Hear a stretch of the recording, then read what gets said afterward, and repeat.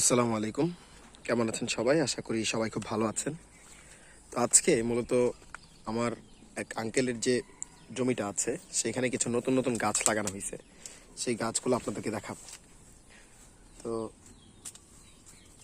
এই যে এই পাশে যে আপনার সুপারি গাছগুলো দেখতে পাচ্ছেন, এইগুলো মূলত মোটামুটি এক সপ্তাহ আগে লাগানো হয়েছে। এখানে কয়টা আছে? 1 2 3 4 5 6 7 8 9 10 11 12, মোটামুটি 12টা সুপারি গাছ লাগানো হয়েছে। তো এগুলোর পাশাপাশি গতকালকে কিছু নতুন নতুন গাছ লাগানো হয়েছে, সেগুলো একটু আপনাদেরকে দেখাই।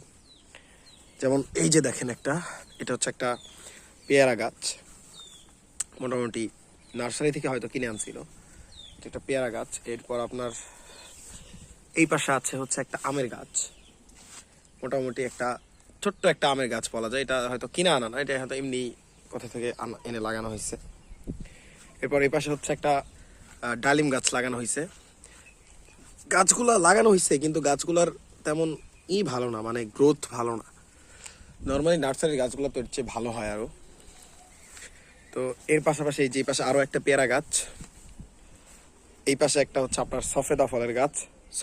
সফেদা গাছটা আমাদের গাছ দুটার চেয়েও বড়, নতুন লাগানোতেই মানে আমাদেরটার চেয়ে মোটামুটি বড়। আমাদেরটা হয়তো 6 মাস পরে এতখানি হয়েছে। আর এই যে পাশে একটা আম গাছ।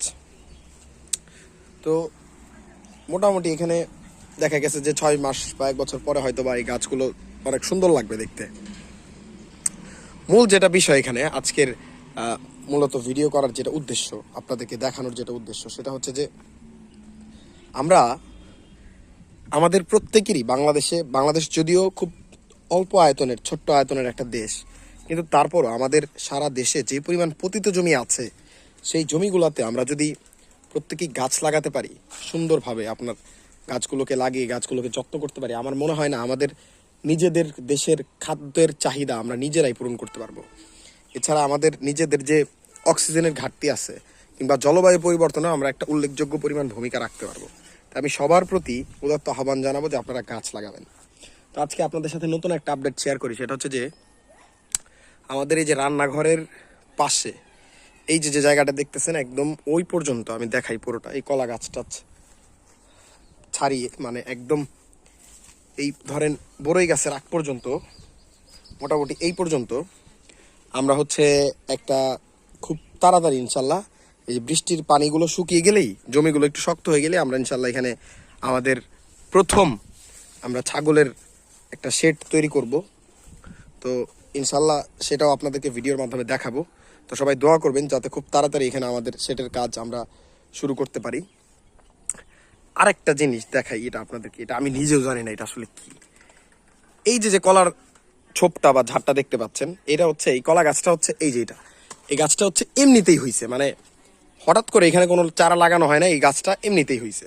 মোটামুটি 3-4টা, মোটামুটি 10-15টা চারা দেখেন, এগুলো সব হয়েছে। তো এইখানে প্রথম কলা আসছে হচ্ছে এই যে এটা, কিন্তু এটা আসলে কি কলা আমি ঠিক চিনতে পারতেছি না। এগুলোর ভিতরে শক্ত শক্ত বিচির মতো মনে হইতেছে যে বিচা কলা, যেটাকে আমরা বলি বীজযুক্ত কলা, কিন্তু বিচা কলা তো আর একটু মোটা হয়। তো এই কলাটা কি কলা এটা নিজেও জানি না, এই জন্য পরে ভাবতেছি যে এখন কেটে ফেলবো গাছটা। এটা আসলে মানে একটা খুবই বাজে ঘটনার একটা কলা। তো যাই হোক, ভিডিওটা দেখার জন্য সবাইকে অসংখ্য ধন্যবাদ। সবাই ভালো থাকবেন, সুস্থ থাকবেন। আল্লাহ হাফেজ।